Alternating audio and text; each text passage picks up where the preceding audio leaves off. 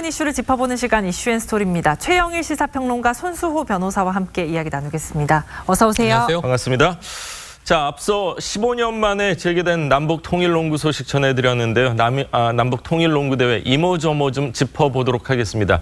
우리 농구단 어제 평양에 도착을 했는데 옥류관에서 만찬도 하고 분위기가 좋았던 것 같습니다. 딱 냉면 먹기 좋은 날씨지 않습니까? 예. 물론 이제 오늘 태풍이 영남권, 동해권 다 이제 비껴가야 되겠습니다만 서울은 더운 날씨였는데요. 어제 이 성남 서울공항에서 10시 3분에 떠났죠. 그리고 이제 11시 반경에 이제 평양 순안공항에 내렸는데 이색적인 장면을 저는 한 두 가지 봤습니다. 첫 번째는 군 수송기가 분단 이후 최초로 북한 지역으로 넘어갔어요. 그렇죠. C-130H라고 하는 군 수송기 2대 나눠 탔는데 대한민국 공군 이렇게 선명하게 박혀 있었고요. 이 순안공항에 내렸는데 이 북한 담당자가 좀 놀라는 모습이었다고 합니다. 왜 군수송기로 왔느냐 이런 이야기도 물어봤다고 하고요. 그리고 이제 하지만 분위기는 화기애애했고 방북 첫날에 저녁에 환영 만찬을 연 것도 이례적이다.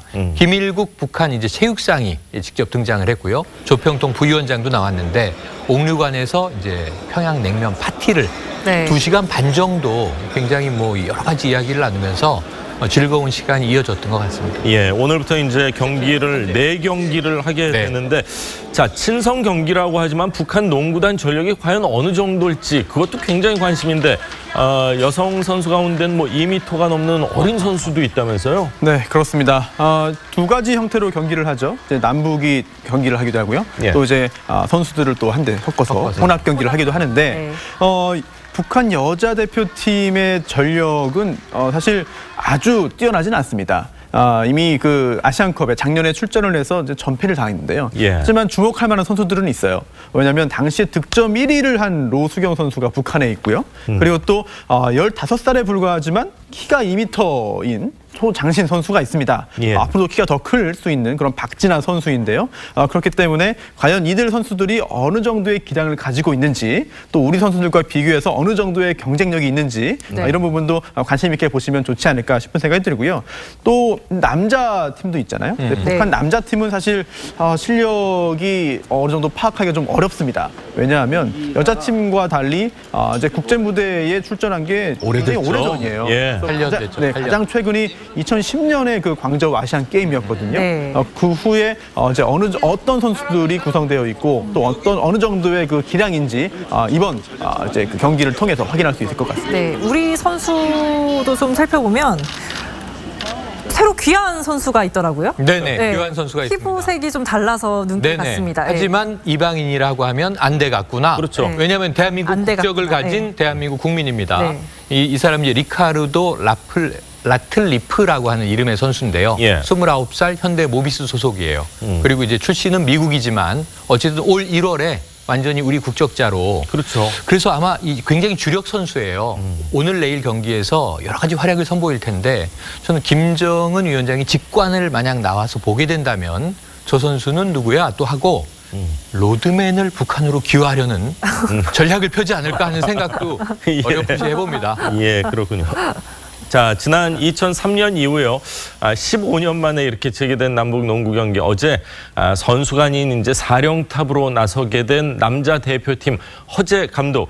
감회가 굉장히 새로웠다고 하는데 한번 이야기 들어보시죠. 15년 만에 감독으로서 가니까 좀 감회가 새롭고요. 좀 설레기도 하고, 또 어떻게 또 북한 선수들이 어떻게 변했는지도 참 궁금하기 때문에 선수 때보다는 이제 감독으로서 가는 게 좀 더 이렇게 설레고 감회가 깊은 것 같습니다. 자, 감회가 깊은데 수송기를 타고 가기 때문에 아마 평생 추억이 될 수도 있다. 수송기는 제가 알기로는 굉장히 시끄러워서 진동이 심한. 가는 동안 고생은 좀 했겠지만 잊지 못할 추억이 될 것 같은데, 자, 허재 선수 때 리명훈 선수하고 좀 승분이 있었던 걸로 알고 있는데 제외할 수 있을까요? 그럴 가능성이 있지 않을까 싶습니다. 2002년 부산 아시안 게임 때도 서로 만났고요. 2003년 통일농구 때도 만나서 경기뿐 아니라 끝나고 함께 술도 마셨다고 하는데요. 그래서 그러니까 허재 감독이 술 좀 좋아하죠. 아이고, 그렇죠. 차이 좀 보십시오. 그렇습니다. 리명훈 선수가 2m 35예요. 허재 선수가 그 선수 시절의 프로필로는 188이거든요. 그러니까 굉장히 큰 차이가 나는 것이고요. 그런데 농구 선수들이 조금씩 자기 키를 높이더라고요. 또 농구와 신은 또 그렇죠. 키가 신은 또 채로 프로필 키가 되고요. 네네. 지금 같이 술잔을 기울이는 모습도 나오고 있는데 리명훈 선수와 허재 감독이 굉장히 좀 당시에도 좀 우정을 나눴던 것으로 알려져 있습니다.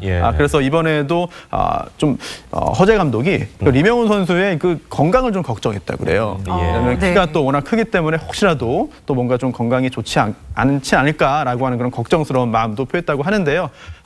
좀 이번에 좀 만나서 다시 한번 오랜만에 좀 서로의 그 안부를 좀 확인했으면 좋겠습니다. 네, 2003년 만에 정말 15년 만에 치러지는 이 남북 통일 농구 경기 궁금한 게 여러 가지 있는데 특히 남북이 사용하는 스포츠 용어가 좀 달라서 이것도 관심입니다. 북한 방송이 어떻게 스포츠 중계를 하는지 화면으로 준비했습니다. 들어보시죠. 제1공으로 시작됐습니다. 반칙입니다. 그래서 사이어팀의 볼투 2개. 볼투 첫 번째 실패입니다. 소백스 팀에도 걷기 위반입니다. 소백스 팀의 석점 투사 성공됐습니다. 네, 소백스 팀에서 김승철 선수의 윤매 투사가 성공됐습니다. 사이어 팀에서 꽂아넣기를 시도했는데 실패했습니다. 또 사이어 팀에서 연락 잘못돼서 단독.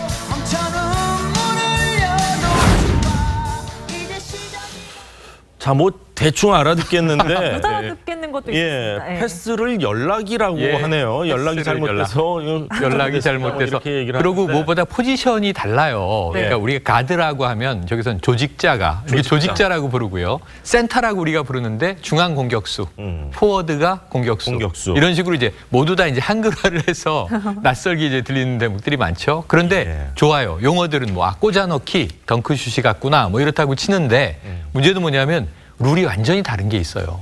뭐 점수가 많이 점수 차가. 그러니까 아까 자유투를 벌투라고 하지 않습니까? 우리는 안 들어가면 그냥 점수가 안 올라가잖아요. 자유투 실패하면 감점을 해요. 감점이 되더라고요. 1점 감점. 그러니까 자유투는 벌투는 반드시 성공해야 되는 거고요. 막판에 한 6점 차로 뒤지고 있는데 시간이 한 10초 정도 남으면 우리나라나 이 서양 경기에선 대략 포기합니다. 그렇죠. 10초 동안 골 넣기 어려우니까 이제 악수하고 이제 경기 끝났구나 이러고 있는데 북한은 끝나기 2초 전에 슛을 성공시키면 8점을 줍니다. 거리와 관계 없는 건가요? 거리와 관계 없습니다. 그러니까 막판에 뒤집어질 수가 있고요. 3점 슛을 4점으로 카운트하는 경우가 있는데 3점 슛 라인 밖에서 슛을 쏴서 성공했는데 링이나 보드에 맞지 않고 클린슛이라고 하죠. 쏙 들어가면 4점 줍니다. 그러니까 이런 룰이 다르기 때문에 아마 오늘하고 내일 두 번 경기가 있는데 북한식 룰을 적용하게 되면 우리 선수들이 상당히 혼동스러울 수가 있어요. 친선 경기라고는 하지만 뭐 혼합해서 남북 선수들을 이렇게 혼합해서 하는 경기는 괜찮겠지만 남북 대결에서는요 휘슬이 일단 울리면은 이렇게 승부욕이라는 건 또 자극이 되거든요. 오늘 혼합 경기도 전 걱정이에요. 왜요? 패스해 그럼 못 알아듣고요. 연락하라 막 이러면 서로 말이 안 통한단 말입니다. 처음엔 좀 어색할 수도 있겠네요. 그렇죠. 15년 만에 이렇게 농구 대회가 열리는데 아무쪼록 큰 뭐 선수들 부상 없이 잘 치러지기를 기대하겠습니다. 자, 기쁜 소식 하나 전해드리겠습니다. 기적의 생존이다. 뭐 이렇게 얘기를 해도 과언이 아닌 것 같습니다. 실종 열흘 만에요. 정말 기적처럼 생사가 확인된 태국의 유소년 축구팀 얘기인데 자, 당시 상황 먼저 화면으로 준비를 했습니다. 보시죠.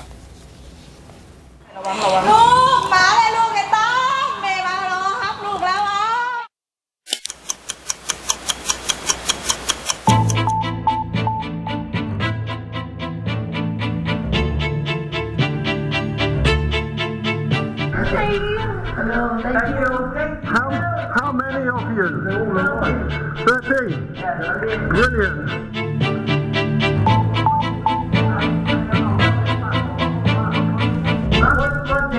Monday. Okay, but 1 week and Monday. You have been here 10 days. 10 days. You are very strong. Very strong. I am very happy.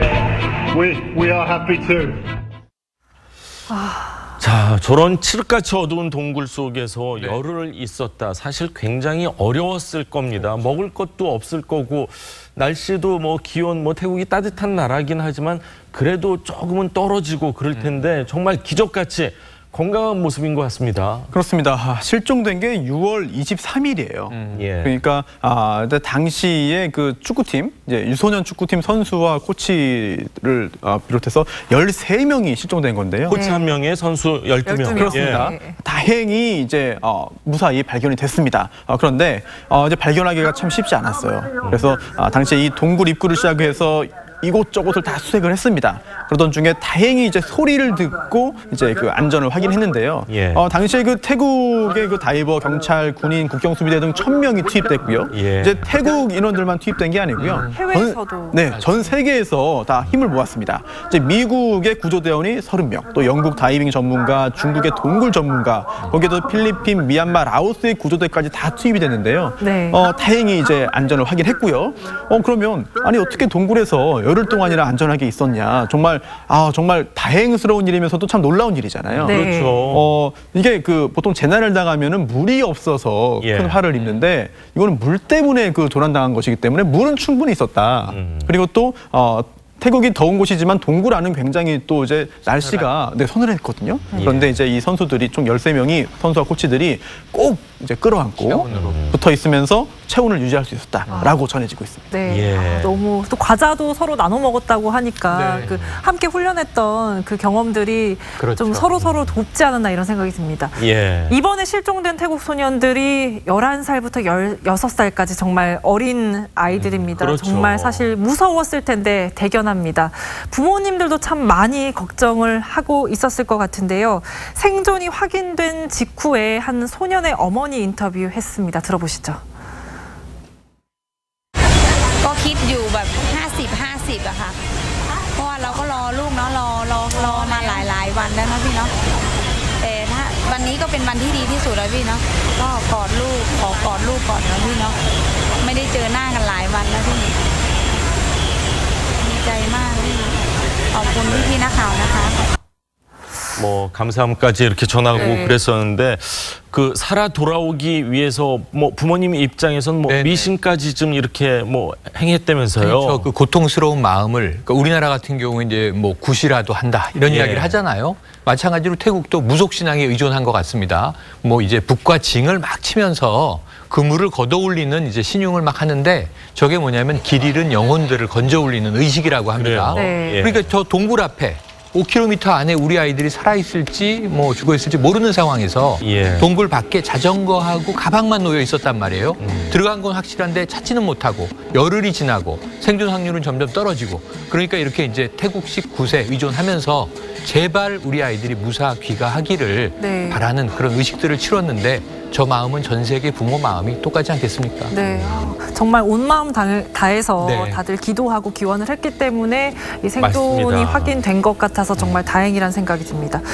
앞으로 구조가 문제일 것 같습니다. 뭐 아이들의 건강 문제도 있을 것 같고 당장 동굴에 물이 너무 많이 차 있어서 네네. 구조라는 것도 쉽지 않을 그러니까 것 지금 같습니다. 수개월 걸릴 것이다. 그래서 아니 동굴이 뭔데 이렇게 5km에서 나오는데 수개월이 걸리지? 그러는데 중간에 물로 동굴이 막혀 있어요. 길이 그러니까 없는 거죠. 길이 없어요. 잠수를 해서 잠수를 해서 와야 돼요. 이렇게 예. 얘기도 그래서 나오네요. 지금 이 한 명 인원당 2명의 구조대원이 붙어서 잠수를 해야 되는 구간은 잠수를 해서 빠져나올 수 있게 예. 간단한 잠수 교육도 시킬 예정이고요.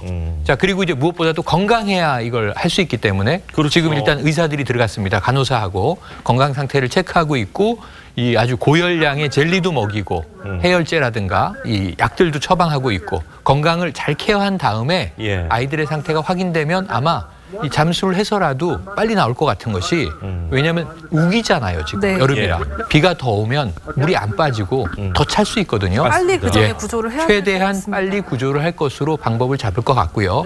다만 구조대원 2명이 아예 한 명한테 붙어서 나오다가도 또 한 명밖에 통과 못하는 좁은 구간이 있는 거예요. 거기는 또 아이스수로 혼자 나가야 되기 때문에 이 물길을 뚫고 동부를 나오는 게 쉬운 일만은 아닌 것 같습니다. 9월에서 10월까지가 태국 북부 지방은 계속 비가 오고 하는데 아무쪼록 이 13명 모두 12명의 아이와 1명의 코치도 굉장히 젊은 코치더라고요. 25살짜리 코치인데 13명 모두 구조됐다는 이런 소식 전해드리기를 기대하겠습니다. 자, 오늘 두 분 말씀 여기까지 듣겠습니다. 감사합니다. 고맙습니다.